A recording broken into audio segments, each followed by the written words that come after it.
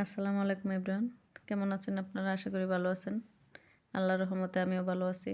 তো আজকে কিছু লাউ শাক কেটে নিতেছি, কারণ এগুলো লাউয়ের আগাগুলো একদম ঝুলে ঝুলে আছে, বাইতেছে না। তো এগুলোতে ফুলও আসবে না, ফলও আসবে না, এই জন্য লাউ শাকগুলো কেটে একটু করে নিলাম। কেটে কিছু গাছটাকে একটু হালকা করে দিলাম। আর হচ্ছে আমার গাছে আজকে অনেক খুশি, আমি আজকে অনেক খুশি মনে লাউ শাক কাটতে আসছি, কারণ আজকে আমার গাছে ওই তো দেখা যাচ্ছে আমার গাছে প্রথম হারভেস্ট করব, আমার গাছের প্রথম লাউ। তো এতদিন আমি আপনাদেরকে ইচ্ছে করে দেখাইনি অন্যান্য ভিডিওতে, যেন লাউটা একটু বড় হলে একবারে যখন কাটবো তখনই আপনারা সারপ্রাইজ হয়ে যাবেন যে গাছে লাউ হয়ে গেল। লাউ ধরে আবার আজকে কেটেও ফেললাম। তো এখানে লাউ শাকগুলো কেটে বেছে নেব।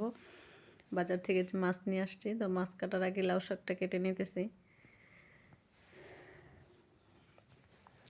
তো লাউ চিন্তা করতেছি লাউ শাকটা দিয়ে একদম দেশি চিংড়ি নিয়ে আসছি, লাউটা দিয়ে চিংড়িটা দিয়েই পাক করব।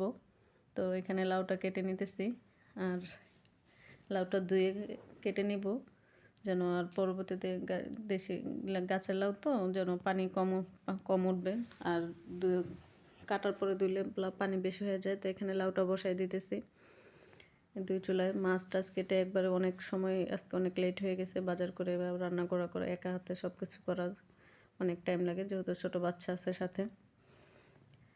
তো এক চুলায় লাউ শাক বসাই দিলাম, আর এক চুলায় লাউ বসাই দিব। এখন লাউটাও পেঁয়াজটা তেলটা দিয়ে দিছি। তো এখানে শাকের মধ্যে একটু লবণ দিয়ে সিদ্ধ বসাই দিলাম। শাকটা সিদ্ধ হতে হতে আমার লাউর তরকারিটা বসানো হয়ে যাবে। এখন এই তো পেঁয়াজটা একটু ভাজা হালকা একটু করেই এখন চিংড়ি মাছটা দিয়ে দিলাম। চিংড়ি মাছটা ভাজা হয়ে গেলে তারপর একটু হলুদ আর কাঁচামরিচ দিয়ে দিব। এই তো রান্না হয়ে যাচ্ছে।